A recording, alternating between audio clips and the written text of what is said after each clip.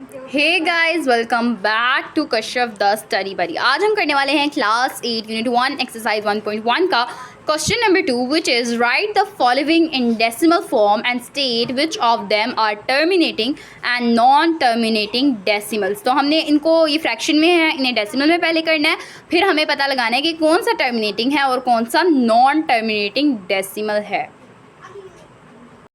सो हमारा पार्ट 1 है 4/9।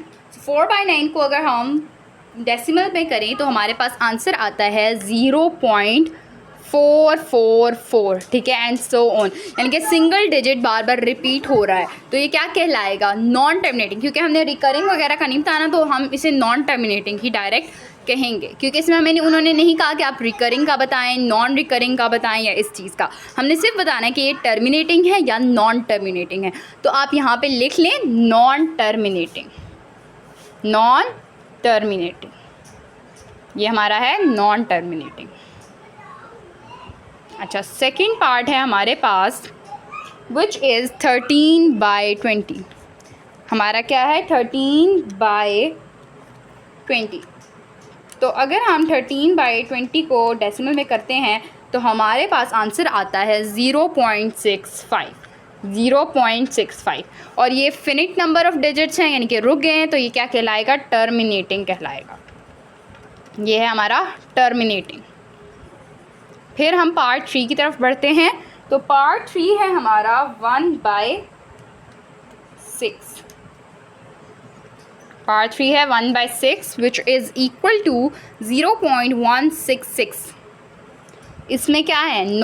नॉन मतलब इन्फिनिट नंबर ऑफ डिजिट हैं, तो ये क्या कहलाएगा? नॉन टर्मिनेटिंग कहलाएगा। ये है हमारा नॉन टर्मिनेटिंग। अगर हमें बताना होता ना कि रिकरिंग है, तब हम यहाँ पे लिख सकते थे नॉन टर्मिनेटिंग रिकरिंग, लेकिन अभी हमने सिर्फ बताना है कि ये टर्मिनेटिंग है और नॉन टर्मिनेटिंग है। तो अब पार्ट 4 है 7/3। तो 7/3 को अगर हम डेसिमल में देखें तो हमारे पास आता है 2.333। तो ये हमारे पास नॉन टर्मिनेटिंग कहलाएगा। उसके बाद पार्ट 5 है हमारे पास 9/8।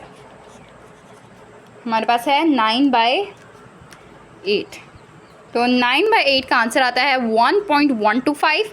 तो 1.125 क्या है? टर्मिनेटिंग है। ये हमारे पास आ जाएगा टर्मिनेटिंग। उसके बाद पार्ट 6 है हमारे पास 13/8। 13/8।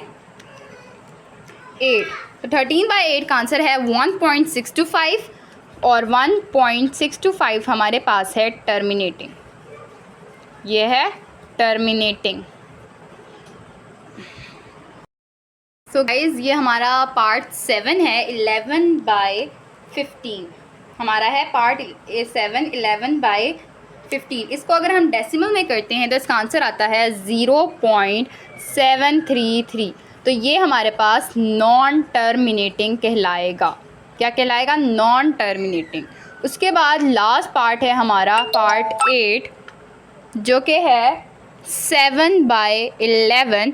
तो 7/11 को अगर हम फ्रैक्शन इसे डेसिमल में करें तो इसका आंसर आता है 0.636363। 0.6363। तो ये भी नॉन टर्मिनेटिंग कहलाएगा। Don't forget to like, share and subscribe to Kashyap the study buddy. See you in the next video. अल्लाह हाफिज़।